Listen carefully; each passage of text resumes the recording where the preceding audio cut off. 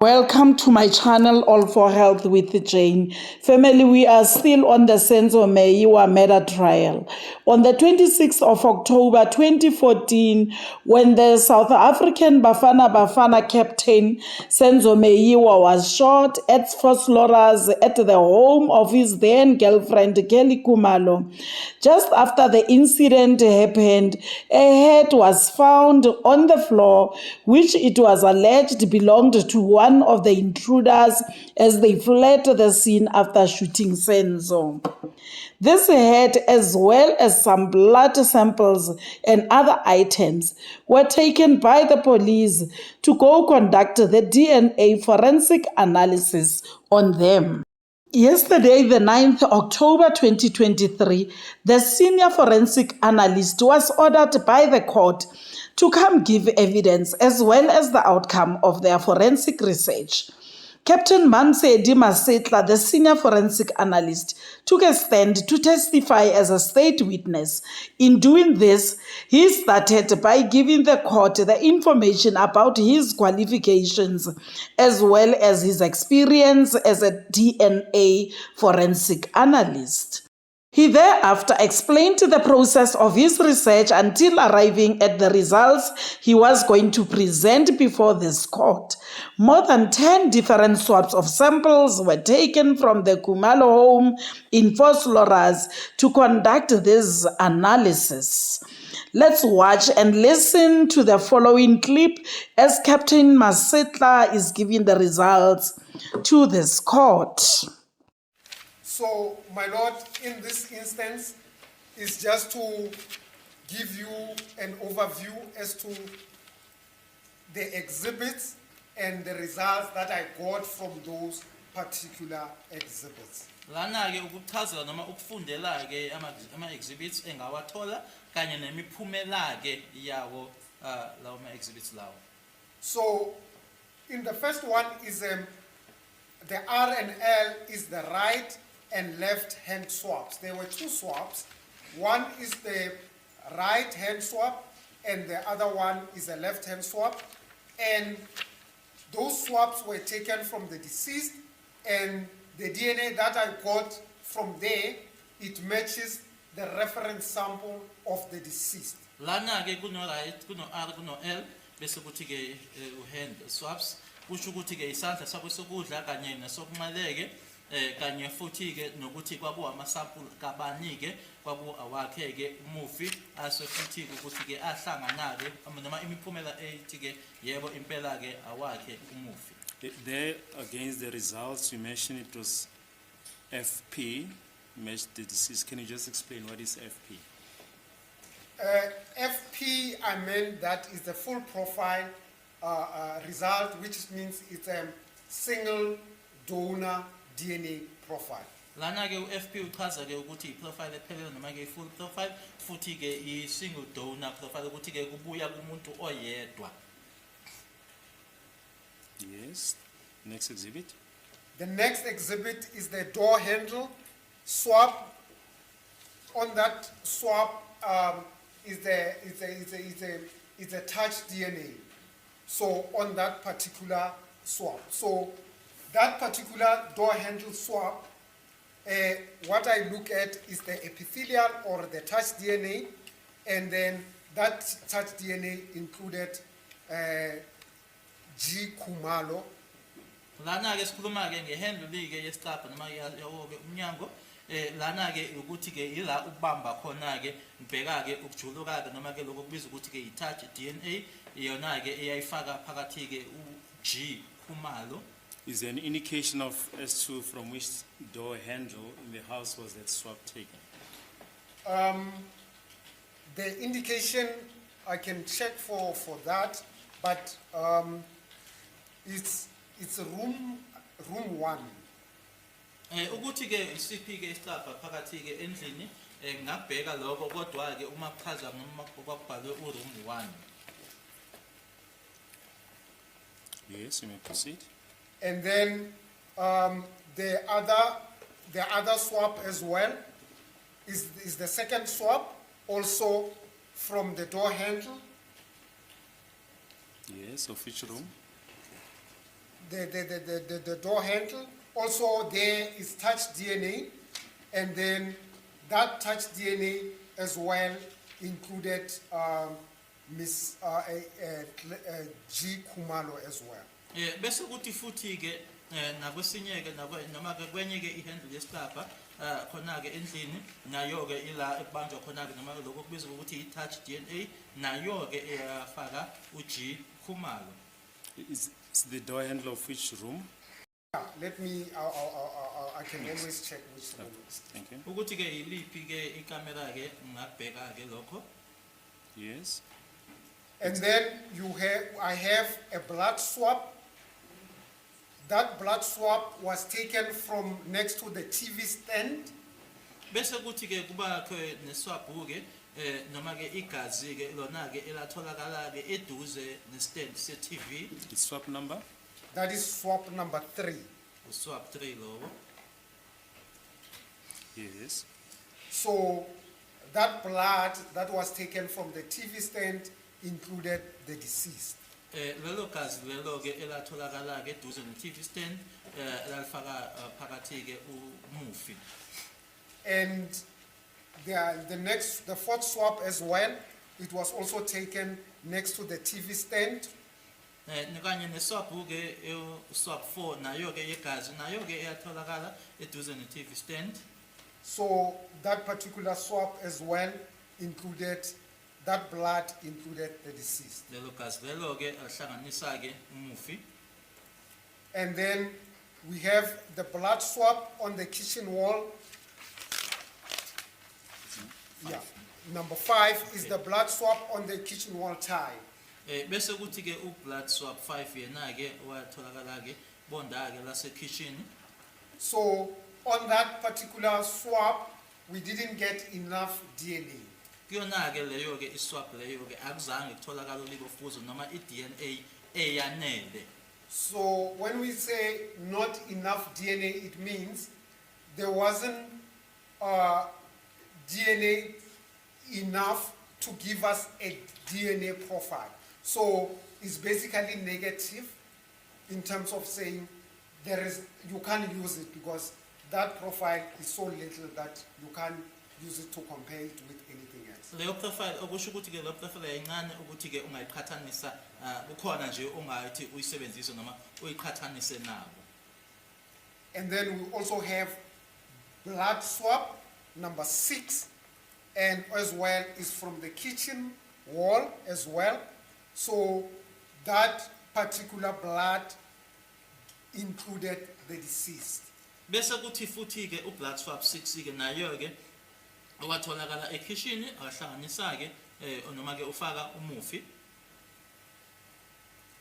And as we continue, we go to the swab 7. Swab 7 is the swab that was taken from the toilet handle. That is the toilet handle swab. Bese kuthi siya ke kuyena ke uswab 7 yena ke ihandle ke yase toilet. So I got a female DNA, but it didn't include any of the females that I had in as reference samples. Leyo ke yona ke imiphumela ke yase ke ikhomba ke kumuntu wesifazane ke kodwa ke ingakhombi ke kulaba engangenabo noma engangenama sample abo besifazane. And then swab 8 is also a toilet handle swab, and then also that particular swab is a female DNA and included G. Khumalo. Bese kuthi ke uswab 8 naye ke swab ke eyase toilet ke yona ke atholakala ulibofusi noma iDNA yomuntu wesifazane eyafaka ke uG Khumalo. And then the swab 10 is the swab that was taken. Swap 9. Swab 9 is the swab that was taken from the bedroom 3. On that swab 9, not enough DNA was obtained. Bese kuthi ke kuba no swap 9 yena ke wathathwa ke ku bedroom noma ke ikamera lestart noma ke u bedroom 3 lapho ke imphumela ithi ke kwakungena DNA eyanele. So that particular, it means it's negative because we can't use it, that particular, there is not enough DNA to give us a DNA profile. Kusho ke ukuthi ke negative akuna DNA eyanele ukuthi ke isingasinikeza ke iprofile yayo iDNA noma ingasinikeza lokho esingasebenza ngakho. And then the other swap, which is swap 10, that was taken from bedroom 3, also gave us not enough DNA. Bese kuthi ke uswap 10 naye ke owathathwa ke ku bedroom 3 naye ke akasinikezanga iDNA eyanele. And then we also have swap 11 that was taken from the spin-off Ken. Sibese siba nayo ke uswap 11 yena ke owathathwa ke kwiklani leSminoff.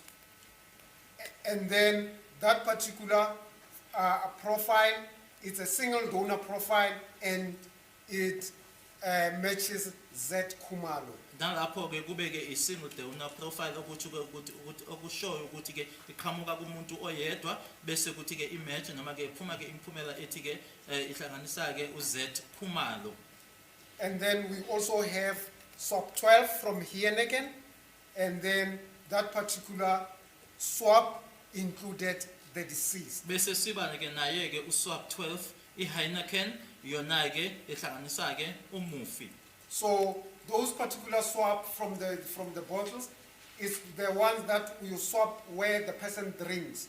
Is then that you will know who was handling that particular exhibit. Lana ke ila ephuzwa khona ke noma ila maswap lana ke ebesetshenziswa ke ukuthi ke uswapa la noma ke usebenza la khona ke umuntu aphuza khona ikona ke ekuzokutshela ukuthi ubani ke ebephethe noma lokho noma esebenzisa khona. And then there is a Scotch hat. Bese kuba ke nesigqoko noma lokho kubizwa ngokuthi ke iScotch hat. And then on that particular Scotch hat that was found on the scene, that particular Scotch hat exclude the suspect. Bese kuthi ke kuleso Scotch hat noma leso sigqoko leso ke esatholakala kuyona ke indawo yesigameko siyabakhipha ke noma siyabakhipha asibahlanganisi abasolwa. Yes, I did, madam. Khona ke umbiko ngwenzile ke mayela ke naso leso sigqoko leso. Yes, we'll get back to that later. Yes, you can proceed. And another exhibit was the jacket that was taken from Mbata. Bese kuba ke futhi ne jacket eyatholakala noma eyathathwa kuMbatha. And then that DNA on the jacket included Mbata as well. Leyo DNA leyo ke eyatholakala kuyona ke ijacket iyamhlanganisa ke naye uMbatha.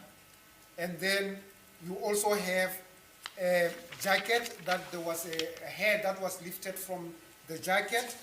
That is the hair, and then on the hair we didn't get any DNA, so there was no DNA. Wakunenwele ke ezatholakala kuyona ke ijacket leyo kodwa ke kuzona ke inwele lezo ke akukho iDNA eyatholakala.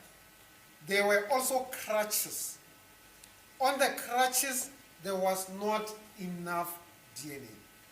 Kukhona ke nama-clutch ke induku lezi ke uma ke umuntu elimele kwakungena DNA eyanele. So on those crutches there was no DNA on them. So underneath is just the names of the individuals or suspect and the results as I had at the time. Lana ke ngenzansi ke amagama ke noma ke abasolwa ke kanye futhi ke nemiphumela ke engibene ngaba nayo ke ngaleso sikhathi leso. So the first is Twala Mtogozisi, and then he's excluded on all the samples. Uqala ke uthwala umthokozisi akahlanganike noma ke akekho ke kuwo onke ama samples. We also have Kelly Khumalo is also excluded on all the samples. Bese kuthi kwesibili ke kuba uKelly Khumalo akekho ke kuwona onke ke ama sample. And then we also have Umadlala Tumelo also is excluded on all the samples. bese kulandela ke uMadlala uTumelo naye ke akekho ke kuwona onke amasample. And then we have Longwe Twala also is excluded on all the samples. Bese kuba ke uyena ke uLongwe uThwala naye ke kuwona onke ke amasamples akekho noma ke akahlanganiswa amasample onke. We have Zandile Khumalo. Zandile Khumalo, as I said, is included on the Smirnoff can. Bese kuba ke noZandile Khumalo nanjengoba bese ngishilo ke ngaphambili ukuthi ke watholakala ke kwiSmirnoff noma ke kwikani leSmirnoff. The swap number? Smirnoff can is swap number 11. Swap 11 lawo ke ikani leSmirnoff kula bese ngafundile ngaphambili. Yes. And then we also have Gladness Khumalo, who is included on the swap from the toilet handle. Bese siba naye ke uGladness Khumalo yona ke yena ke kutholakele ke kwihandle ke yase toilet. And the swap number? We have swap number 1 and number 1 and 2. Lo ke uswap number 1 kanye no 2. We also have the deceased. Now, if you can look at paragraph 8 of your the report that you've just put on record, on paragraph 8, which swap number is that? On paragraph 8. Yeah, number 8. Under exhibit's description. Yes. Yes, what is the swap number? That is swap number 8. Yes. Family, if I heard Captain Masetla very well, he said the DNA collected at the murder scene does not match any of the accused or the suspects in the dog. Not only the suspects were not matched, but Kelly Khumalo as well. Longetwala, in fact, all the people who were in the house on that day, except for Senzo Meyiwa, Zandi Khumalo, and her mother, only those three matched, the DNA. Now my question is, between Constable Zungu and Captain Masetla, who is telling lies? Is it Constable Zungu? Or is it Captain Masetla? In terms of those who were in the house, one may say the reason why they may not be connected to the crime scene, even though they agree they were there, it might be because evidence was tampered with. Remember, family, before police could arrive on that day when Senzo was murdered, when Senzo was taken to hospital, some people were instructed to clean the house. I think this might be the reason why they could not be connected to the murder scene. Family, what's happening here? Will we ever see the end of this case? I pity the Meyiwa family. I'm telling you, it's sad for that family. This case must come to an end. Family, in the comment section, let me get your opinion. What are you saying about this? Thank you very much for watching to the end. Please like this video before you leave. Subscribe for my channel, family. Thank you. Bye.